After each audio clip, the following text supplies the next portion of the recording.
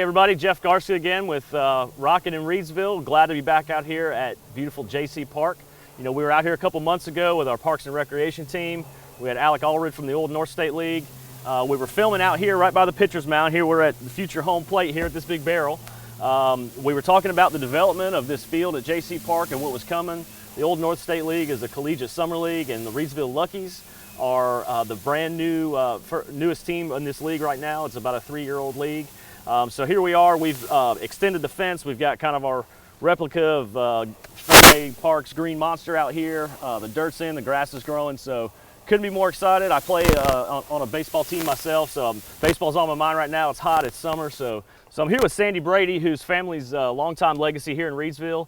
And one of the reasons that their family's in here to begin with is from the Reidsville Luckies. They were a minor league team from the late 1930s to the mid 1940s, and then picked up again in about 1947 until they finished in, I think, 1955. But Sandy, tell us about your history here. Your grandfather played for the Luckies, owned the Luckies. Your dad was a bat boy.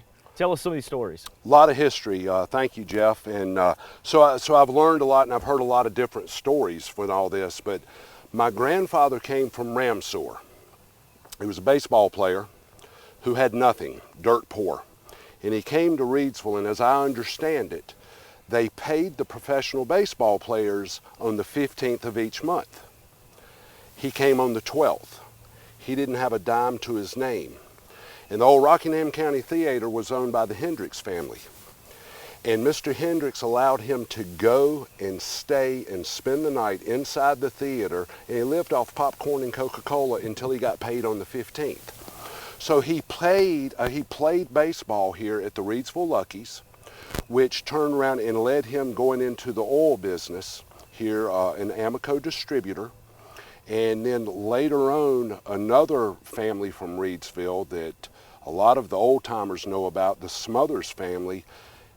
Him and Tom Smothers bought the Reidsville Luckies, and they were Smothers Warehouse in the tobacco business. Of course, Reidsville Luckies being part of American Tobacco Company.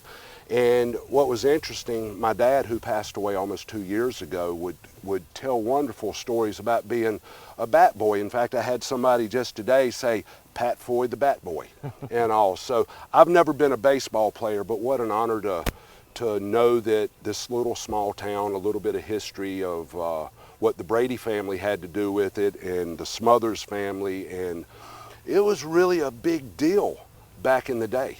And I'm so excited to see that the Reidsville Luckies name and what these guys here with the Reidsville Luckies are doing with this, and this field is going to be amazing. Yeah, well, I can tell you, we have certainly been hyping this up for well over a year. This community is really excited about having a baseball team back in this town.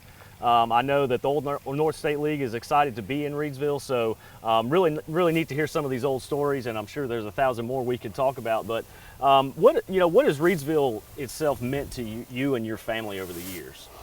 You can't find a finer town in America to grow up in. Now, we can all find our faults anywhere that we go, but there's community here.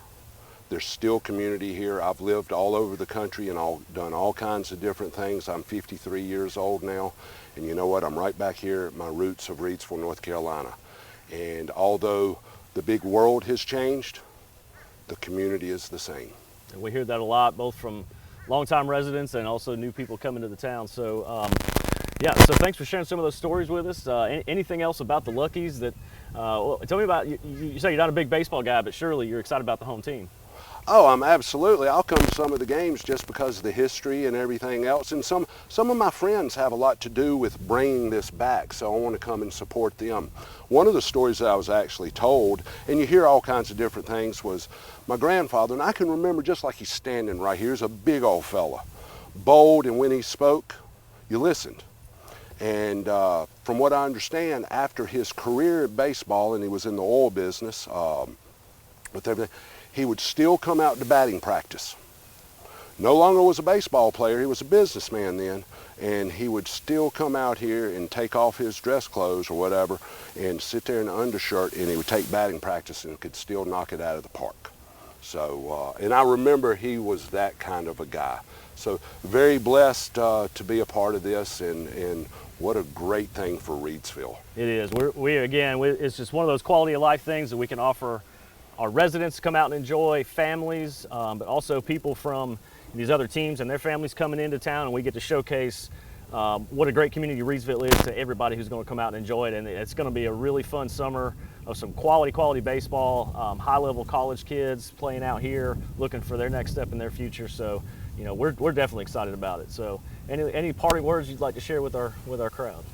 You know, as I always say to everybody, come out and support your local community here in Reidsville. And if nobody's told you they love you today, I do, and you can't do nothing about it. Well, thank you so much, Sandy. All right, buddy. Thank you, Jeff.